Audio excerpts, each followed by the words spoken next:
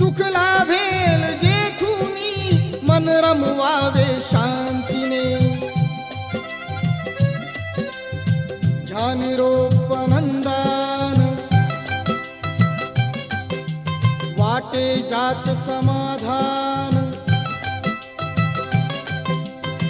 ध्यानिरोप आनंदान वाटे जात समाधान माय पिता जे महान त्यागी अले गौतम